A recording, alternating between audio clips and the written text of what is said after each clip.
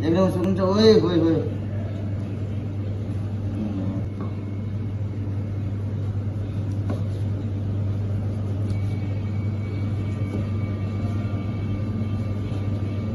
एकदम दामी छ सुँगुरको मासु आधा रातो मासु छ आधा सेतो मासु छ एकदम खाने लायकको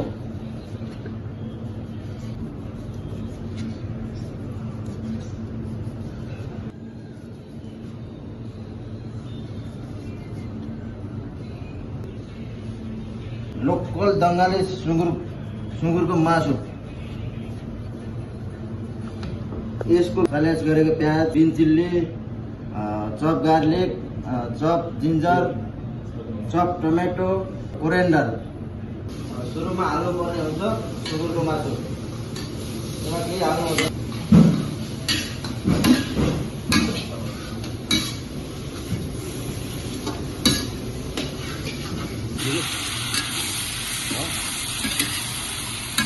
तेल हालेर सुँगुर मासु कसरी बनाउने हो भन्ने सोच्दै हुनुहुन्छ भने बिना ओइलवाला सुँगुरको मासु बनाउने तरिका म तपाईँहरूले सिकाउँदैछु। एकदम बवाल रेसिपी छ। ओनियन हाल्न सक्नुहुन्छ, गार्लिक, ग्रिन चिल्ली,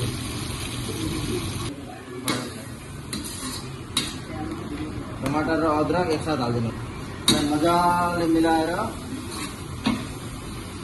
आधा घन्टा 35 मिनट जति मजाले छोपेर पकाउनु पर्ने हुन्छ।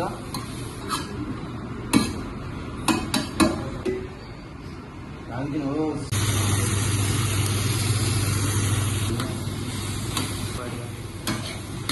एकदमै बनेर बवाल भइसकेको छ। मजी काट्यो न, एकदमै दङ्गाली, एकदमै कालो सुँगुरको मासु बनेर एकदमै रेडी भइसकेको छ। कलर कम्बिनेसन बहुत मिलेको छ। यहाँ हाल्नु पर्ने त धनिया